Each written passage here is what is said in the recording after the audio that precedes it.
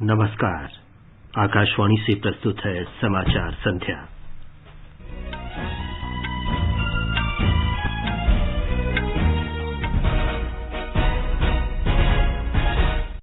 प्रधानमंत्री नरेंद्र मोदी ने कहा, किसानों को अन्नदाता के साथ साथ ऊर्जादाता बनाने के लिए सौर ऊर्जा क्षेत्र से जोड़ा जा रहा है। उन्होंने केरल में ऊर्जा और शहरी क्षेत्र की कई परियोजनाओं का शुभारंभ किया।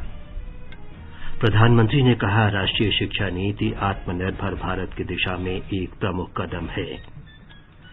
भारत ने स्वदेश में विकसित हेलेना और ध्रुवास्त्र टैंक रोधी निर्देशित मिसाइल का संयुक्त रूप से सफल परीक्षण किया। भारत और चीन वास्तविक नियंत्रण रेखा के पास मोल्दो में कल 10वें दौर की कोर कमांडर स्तर की वार्ता करेंगे। जम्मू कश्मीर में सुरक्षा बलों ने मुठभेड़ में 3 आतंकियों को मार गिराया। भारत ने 1 करोड़ से अधिक कोविड टीके लगाने का कीर्तिमान बनाया। स्वास्थ्य मंत्री डॉक्टर हर्षवर्धन ने सभी स्वास्थ्य कर्मियों और अग्रिम पंक्ति के कर्मचारियों से कोविड टीका लगवाने की अपील की। स्वास्थ्य मंत्री डॉक्टर हर्षवर्धन ने तीसरे सघन इंद्रधनुष मिशन का शुभारंभ किया। देश में ऊर्जा सुरक्षा सुनिश्चित करने के लिए को इलेक्ट्रिक अभियान की शुरुआत। और डेनिल मेदवेदेव स्टेफेनोस सित्सिपास को हराकर ऑस्ट्रेलियन ओपन टेनिस के फाइनल में पहुंचे। खिताबी मुकाबले में नोवाक जोकोविच से खेलेंगे।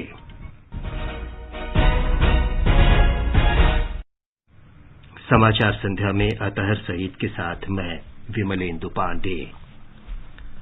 कोविड महामारी से देश एकजुट होकर लड़ रहा है। आप भी हमारे साथ सुरक्षा और बचाव के 3 आसान उपायों का संकल्प लें।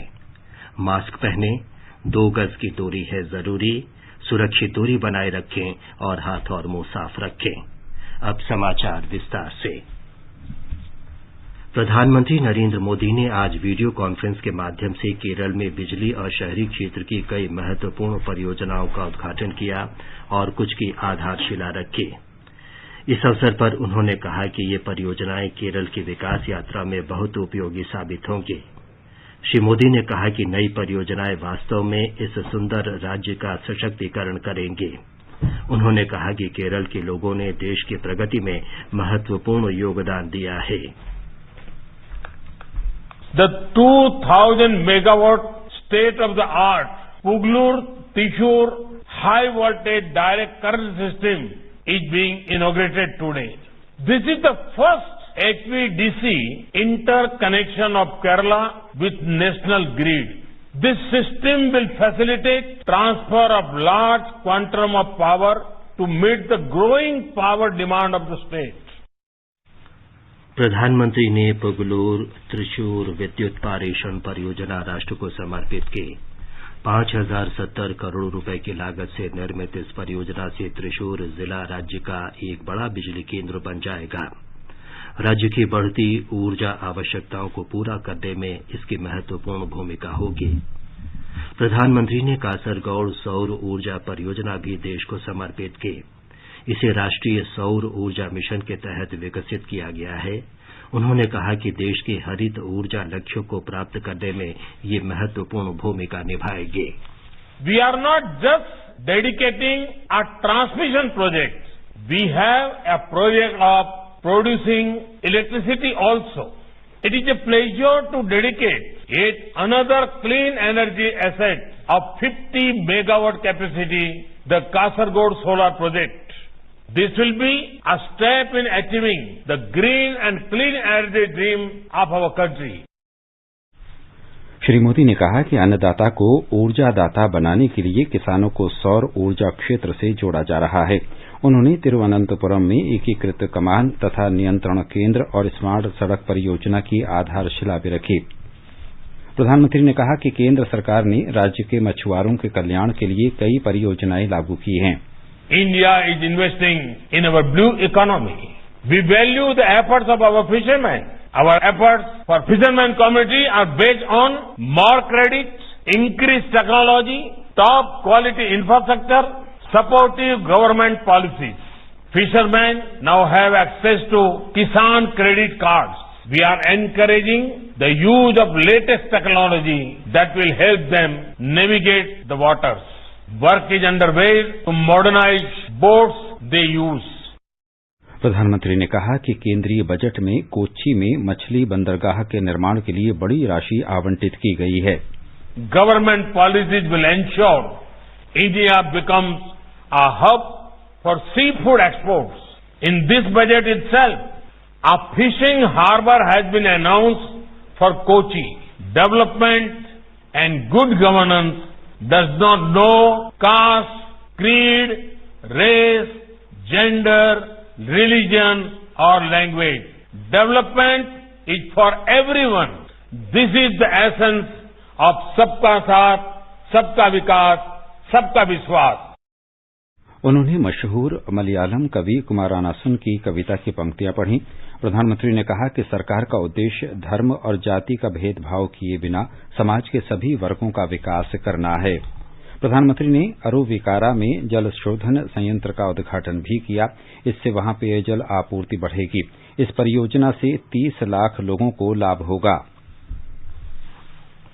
इससे पहले आज पश्चिम बंगाल में विश्व भारती विश्वविद्यालय के दीक्षांत समारोह में प्रधानमंत्री नरेंद्र मोदी ने कहा कि नई शिक्षा नीति आत्मनिर्भर भारत की दिशा में बड़ा कदम है. श्री मोदी ने कहा कि इससे अनुसंधान और नवाचार को मजबूती मिली है. ये शिक्षा नीति आपको अपनी भाषा में पढ़ने का विकल्प देती है. ये शिक्षा नीति एंटरप्रेन्योरशिप, सेल्फ एम्प्लॉयमेंट को भी बढ़ावा देती है. ये शिक्षा नीति रिसर्च को, इनोवेशन को बल देती है, बढ़ावा देती है. आत्मनिर्भर भारत के निर्माण में ये शिक्षा नीति भी एक अहम पड़ाव है. वर्चुअल माध्यम से समारोह को संबोधित करते हुए श्री मोदी ने कहा कि हिंसा फैला रहे लोगों में से कई अत्यधिक शिक्षित और कुशल हैं. जो दुनिया में आतंक फैला रहे हैं, जो दुनिया में हिंसा फैला रहे हैं, उनमें भी कई highly educated, highly learned, highly skilled लोग हैं. दूसरी तरफ ऐसे भी ये लोग हैं जो कोरोना जैसी महामारी से दुनिया को मुक्ति दिलाने के लिए दिन रात अपनी जान की बाजी लगा देते हैं, अस्पतालों में डटे रहते हैं, प्रयोगशालाओं में जुटे हुए हैं. ये सिर्फ विचारधारा का प्रश्न नहीं है, मूल बात तो माइंडसेट का है. प्रधानमंत्री ने कहा कि ज्ञान और शक्ति के साथ बड़ी जिम्मेदारी भी आती है. उन्होंने विद्यार्थियों से अनेकता में एकता की भावना बनाए रखने का आह्वान किया. श्री मोदी ने गरीबों के कल्याण के लिए विश्व भारती के प्रयासों की सराहना की. गुरुदेव का ये मॉडल ब्रह्म, त्याग और आनंद के मूल्यों से प्रेरित था. इसलिए उन्होंने विश्व भारती को सीखने का ऐसा स्थान बनाया जो भारत की समृद्ध धरोहर को आत्मसात करे, उस पर शोध करे और गरीब से गरीब की समस्याओं के समाधान के लिए काम करे. ये संस्कार में पूर्व में यहां से निकले छात्र छात्राओं में भी हमें दिखता है और आपसे भी देश की यही अपेक्षा है. प्रधानमंत्री ने गुरुदेव रविन्द्रनाथ ठाकुर के गीतों और कविताओं की सराहना की. आज छत्रपति शिवाजी महाराज की जयंती पर प्रधानमंत्री ने शिवाजी के बारे में गुरुदेव की कविता का भी उल्लेख किया. इस समारोह में 2535 विद्यार्थियों को उपाधि प्रदान की गई. विश्व भारती की स्थापना गुरुदेव रविन्द्रनाथ ठाकुर ने 1921 में की थी. ये देश का प्राचीनतम केंद्रीय विश्वविद्यालय है. प्रधानमंत्री नरेंद्र मोदी ने आज Bharat Australia circular economy hackathon के समापन समारोह को वर्चुअल माध्यम से संबोधित किया. श्री मोदी ने कहा कि सर्कुलर इकोनॉमी पृथ्वी पर पारिस्थितिकीय संकट के समाधान में महत्वपूर्ण भूमिका निभा सकती है. प्रधानमंत्री ने कहा कि वस्तुओं के पुनर्चक्रण और दोबारा उपयोग, कूड़े कचरे को कम करने तथा संसाधनों की दक्षता में सुधार हमारी जीवन शैली के अंग होने चाहिए. श्री मोदी ने कहा कि भारत और ऑस्ट्रेलिया के बीच मजबूत साझेदारी कोविड के बाद विश्व को दिशा देने में महत्वपूर्ण भूमिका निभाएगी. I thank my dear friend Prime Minister Scott Morrison for his support to this joint initiative. I also commend all the participants for their commitment despite the COVID-19 pandemic. For me, you are all winners. Friends, as humanity faces the challenges posed by climate change, the theme of this hackathon is relevant to the whole world. गृह मंत्री अमित शाह ने कहा है कि युवा पीढ़ी को नेताजी सुभाष चंद्र बोस के जीवन और कार्यों से प्रेरणा लेनी चाहिए। गृह मंत्री आज कोलकाता के राष्ट्रीय पुस्तकालय में शौर्यांजलि कार्यक्रम का शुभारंभ करने के बाद जनता को संबोधित कर रहे थे। उन्होंने स्वाधीनता सेनानियों पर प्रदर्शनी का भी उद्घाटन किया। गृह मंत्री ने कहा कि नेताजी ने भारत की आजादी का सपना देखा और राष्ट्र के लिए अपने जीवन का बलिदान कर दिया। उन्होंने कहा कि अगर नेताजी अपने करियर के बारे में सोचते तो भारत को आजाद हिंद फौज कभी न मिलती। श्री शाह ने युवा पीढ़ी से राष्ट्र के लिए जीवन समर्पित करने का आग्रह किया। हम लोगों के भाग्य में देश के लिए मरना नहीं, मगर देश के लिए जीना ईश्वर ने हम पर छोड़ा है। मैं युवाओं को खास अपील करता हूं कि जिन्होंने देश के लिए अपनी जान का बलिदान दिया, उसका स्मरण कर कर हम बाकी का जीवन देश के लिए जीना ये तय कर दे तो उनके बलिदान को इससे बड़ी श्रद्धांजलि कोई नहीं। स्वतंत्रता सेनानी खुदीराम बोस और रासबिहारी बोस को श्रद्धांजलि अर्पित करते हुए गृह मंत्री ने कहा कि केंद्र सरकार ने नेताजी सुभाष चंद्र बोस की 125वीं जयंती मनाने के लिए एक समिति का गठन किया है। ये समाचार हमारी वेबसाइट newsonair.com/hindi और हमारी mobile app news on AIR पर भी उपलब्ध हैं। भाभी जल्दी छतरी दो, बारिश शुरू हो गई है। अरे झमाझम तो बरसने दो। घनन घनन घेरे घेरे आए बदरागन। भाभी जल्दी करो, बारिश तेज हो रही है। अरे तो मजे लो ना सरिता, टिप टिप बरसा पानी। हद है भाभी, मैं भीग जाऊंगी। फिर भी आप देर कर रही हो छाता लाने में। हाँ, ताकि तुम्हें समझ आए कि देर करना बिल्कुल ठीक नहीं, चाहे बारिश से बचना हो या अपने होने वाले बच्चे की सुरक्षा के लिए अपनी HIV जांच करवाना हो। गर्भावस्था के पहले 3 महीनों के अंदर जल्द से जल्द HIV जांच जरूर कराएं, ताकि शिशु को HIV संक्रमण से बचाया जा सके और माँ और शिशु एक स्वस्थ और लंबी जिंदगी जी सके। सरकारी अस्पताल में HIV की जांच एवं इलाज गुप्त और मुफ्त। समय का मोल, HIV पे कंट्रोल। अधिक जानकारी के लिए नेशनल टोल फ्री हेल्पलाइन 1097 पर संपर्क करें। स्वास्थ्य एवं परिवार कल्याण मंत्रालय, भारत सरकार द्वारा जनहित में जारी। ये आकाशवाणी है। सेना के लिए रक्षा अनुसंधान और विकास संगठन द्वारा डिजाइन और विकसित की गई हेलिना और वायुसेना के लिए ध्रुवास्त्र मिसाइल प्रणाली का संयुक्त परीक्षण किया गया है। ये परीक्षण रेगिस्तानी पर्वतमाला में अत्याधुनिक हल्के हेलीकॉप्टर से किया गया। न्यूनतम और अधिकतम रेंज में मिसाइल क्षमताओं के आकलन के लिए 5 अभियानों को अंजाम दिया गया। कुछ अभियान युद्धक टैंकों और कुछ फ्लाइंग हेलीकॉप्टर को निशाना साधते हुए किए गए। हेलिना तीसरी पीढ़ी की मिसाइल प्रणाली है। इसमें सभी प्रकार के मौसम में दिन और रात में निशाना साधने की क्षमता है। ये पारंपरिक कवच से लैस युद्धक टैंकों और विस्फोटक प्रतिक्रियाशील कवच को ध्वस्त करने में सक्षम है।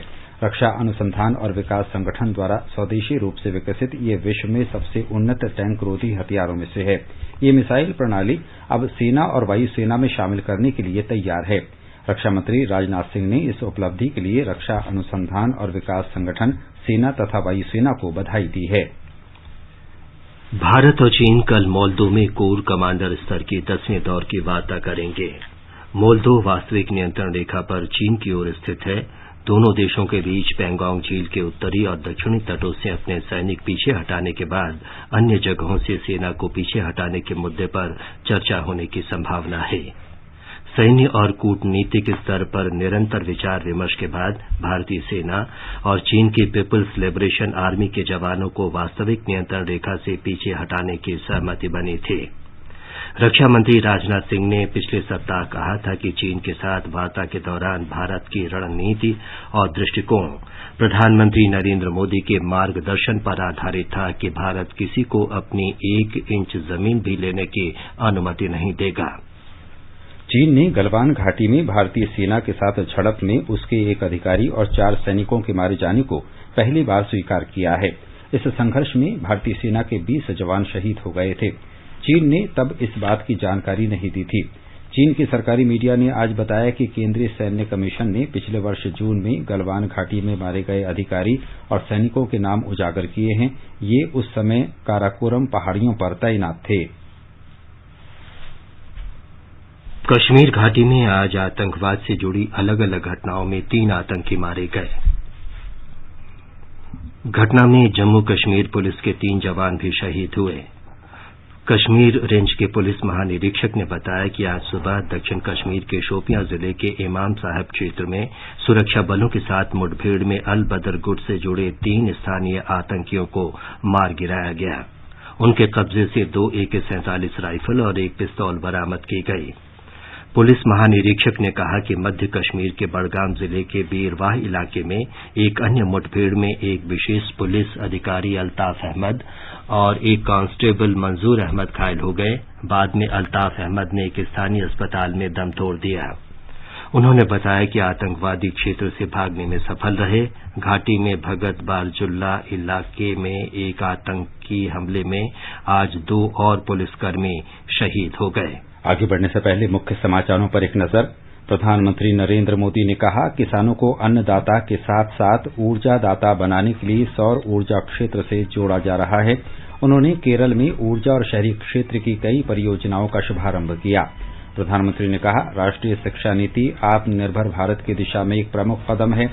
भारत ने स्वदेश विकसित हेलिना और ध्रुवास्त्र टैंक रोधी निर्देशित मिसाइल का संयुक्त रूप से सफल परीक्षण किया।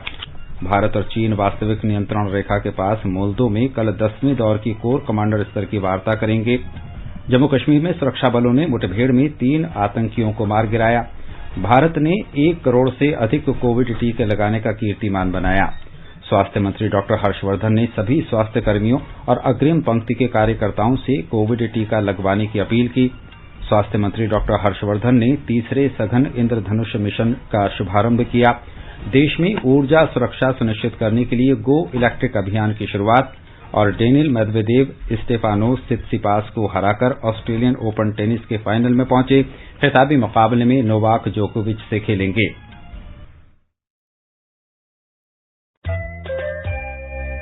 चलो मिलकर एक शुरुआत करें, चलो एक फैसला आज करें, मास्क नहीं तो टोकेंगे, कोरोना को रोकेंगे। चलो एक इरादा करते हैं, चलो कुछ वादा करते हैं, मास्क नहीं तो टोकेंगे, कोरोना को रोकेंगे। देश में आज कुल 6,58,674 लाभार्थियों को टीके लगाए गए, जो कोविड टीकाकरण के दौरान एक दिन में लगाए गए सबसे अधिक हैं। आज नई दिल्ली में मीडिया से बातचीत में स्वास्थ्य मंत्रालय में संयुक्त सचिव डॉक्टर मनदीप भंडारी ने बताया कि अब तक 1,49,49,942 लाभार्थियों को टीके लगाए जा चुके हैं। उन्होंने कहा कि अब तक 70,52,845 स्वास्थ्य कर्मियों और 33,97,097 अग्रिम पंक्ति के कर्मचारियों का टीकाकरण हो चुका है। केंद्रीय स्वास्थ्य मंत्री डॉक्टर हर्षवर्धन ने आज एक बार फिर कहा कि कोविड टीके सुरक्षित हैं। उन्होंने सभी नर्सों, आंगनबाड़ी कार्यकर्ताओं, स्वास्थ्य सेवा और अग्रिम पंक्ति के कार्यकर्ताओं से अपील की है कि वे कोविड वैक्सीन लेने के लिए आगे आएं। कोविड टीकाकरण के बारे में गलत सूचनाओं, अफवाहों और नकारात्मक संदेशों को खारिज करते हुए उन्होंने कहा कि कुछ भ्रामक धारणाएं जानबूझकर फैलाई जा रही हैं जो सही नहीं हैं। उन्होंने लोगों से इनसे बचने को कहा।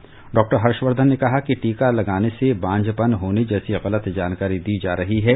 टीकाकरण के बाद अल्कोहल का सेवन करने से प्रतिकूल प्रभाव की गलत धारणाएं भी सामने आ रही हैं।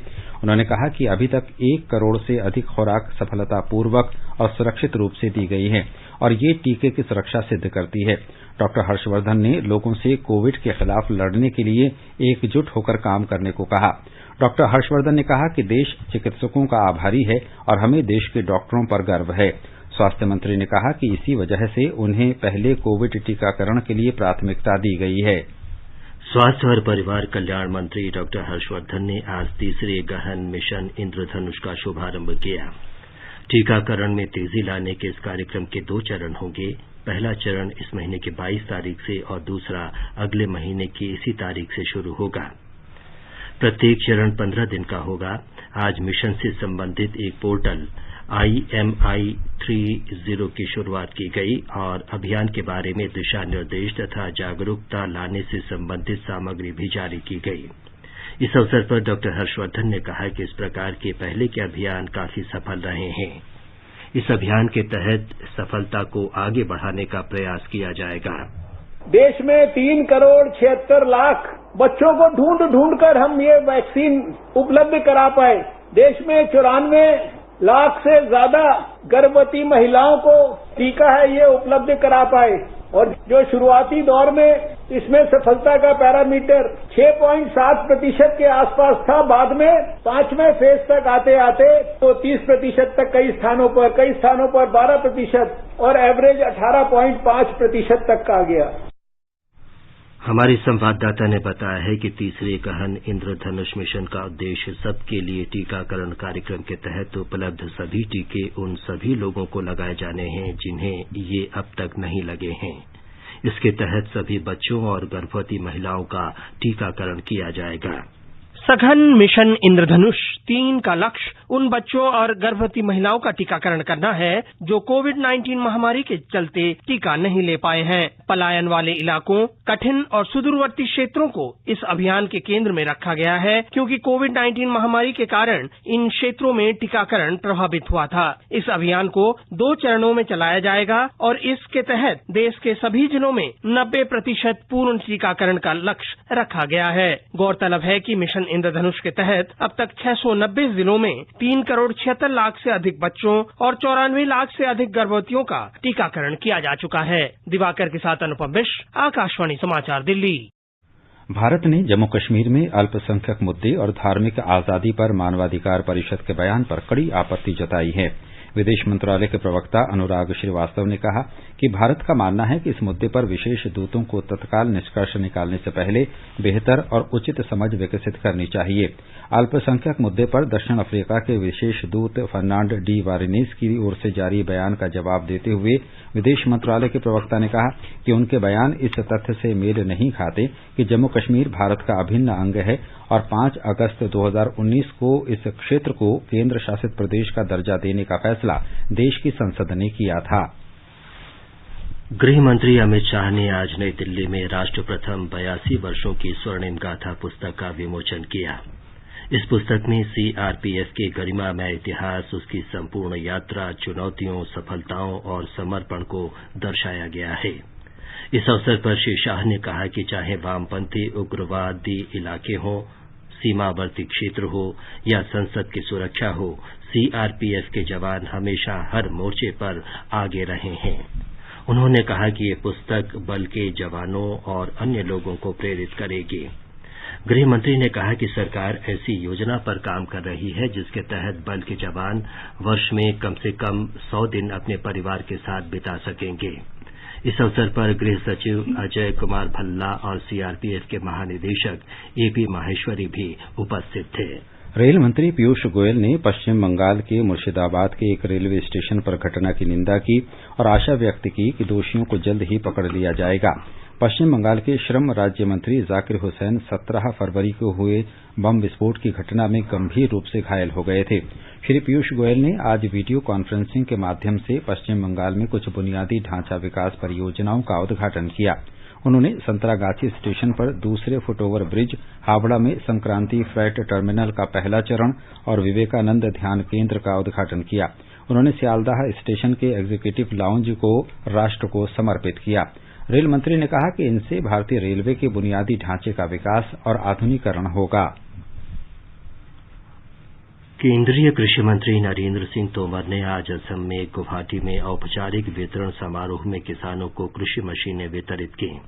इस अवसर पर जनसमूह को संबोधित करते हुए श्री तोमर ने कहा कि केवल आत्मनिर्भर गांव ही प्रधानमंत्री नरेंद्र मोदी के आत्मनिर्भर भारत की परिकल्पना को पूरा करने में मदद कर सकते हैं। गांव को आत्मनिर्भर बनाने के लिए किसानों पर ध्यान देने पर जोर देते हुए उन्होंने कहा कि देश में ज्यादातर छोटे और सीमांत किसान हैं। उन्होंने कहा कि वो तभी लाभ प्राप्त कर सकते हैं जब वे मूल्यवान उत्पाद, नई तकनीक और बाजार से जुड़े हों। कुछ किसान संगठन द्वारा कल बृहस्पतिवार को बुलाए गए राष्ट्रव्यापी रेल रोको आंदोलन का रेलों के परिचालन पर बिल्कुल नहीं या बहुत ही कम असर पड़ा। माल और यात्री रेलगाड़ियों सहित रेलवे द्वारा संचालित कुल 12,800 रेलगाड़ियों में से केवल 30% 30 प्रभावित हुई। मुंबई में उपनगरीय सेवाओं पर रेल रोको आंदोलन का प्रभाव नहीं पड़ा। पश्चिम बंगाल में रेल रोको आंदोलन मुख्य रूप से किसानों द्वारा नहीं किया गया था। कोलकाता में आंदोलन का आह्वान एक राजनीतिक दल द्वारा DYFI के एक छात्र की हिरासत में मौत के कारण किया गया था।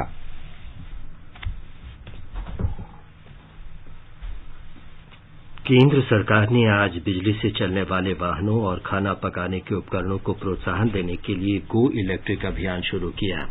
इसका उद्देश्य देश में ऊर्जा सुरक्षा सुनिश्चित करना है। सड़क परिवहन और राजमार्ग मंत्री नितिन गडकरी ने इस अवसर पर कहा कि गो इलेक्ट्रिक भारत का भविष्य है, जो कम लागत वाले, पर्यावरण अनुकूल और स्वदेशी बिजली उत्पादों को प्रोत्साहन देगा। जीवाश्म ईंधन के आयात की अत्यधिक लागत पर चिंता व्यक्त करते हुए श्री गडकरी ने कहा कि परिवहन वाहनों से होने वाला कार्बन उत्सर्जन बड़ी चुनौती है। बिजली और नवीन तथा नवीकरणीय ऊर्जा मंत्री आरके सिंह ने कहा कि आयातित जीवाश्म ईंधन पर निर्भरता कम करने के लिए बिजली से चलने वाले वाहनों और अन्य उत्पादों का उपयोग बढ़ाने की आवश्यकता है। ये समाचार आकाशवाणी से प्रसारित किए जा रहे हैं। ताजा समाचार जानने के लिए आप हमारे Twitter handle @AIR News Hindi को फॉलो कर सकते हैं।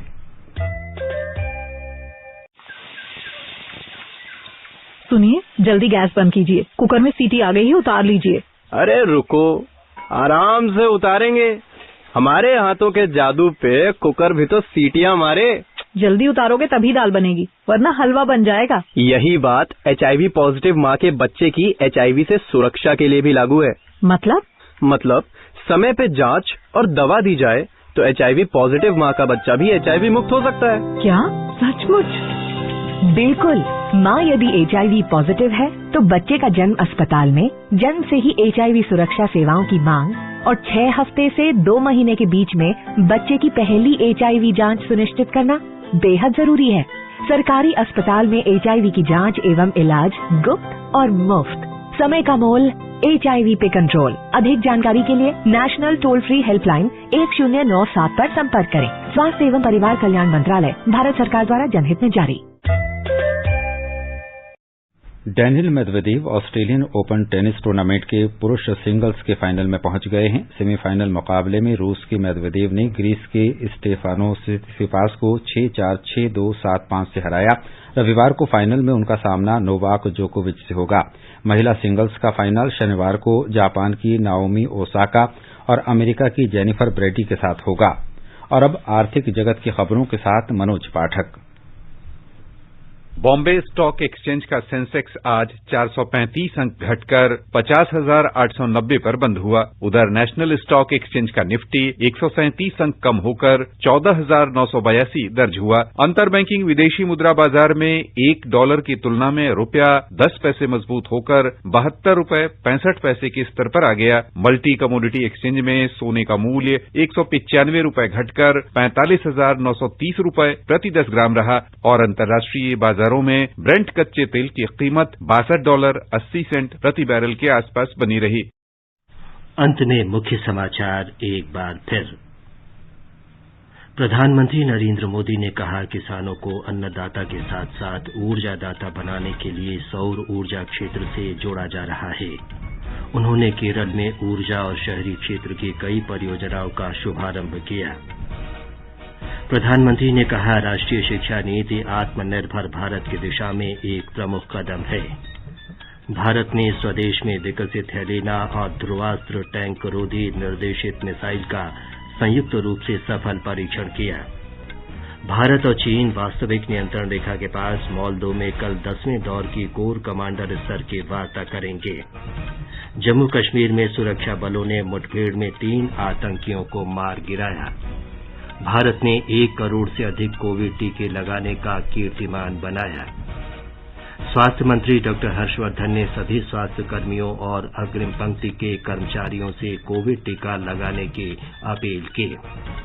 स्वास्थ्य मंत्री डॉक्टर हर्षवर्धन ने तीसरी सघन इंद्रधनुष मिशन का शुभारंभ किया। देश में ऊर्जा सुरक्षा सुनिश्चित करने के लिए गो इलेक्ट्रिक अभियान की शुरुआत और डेनिल मेदवेदेव स्टेफानोस सिसिपास को हराकर ऑस्ट्रेलियन ओपन टेनिस के फाइनल में पहुंचे। इसके साथ ही समाचार संध्या का ये अंक समाप्त हुआ। नमस्कार।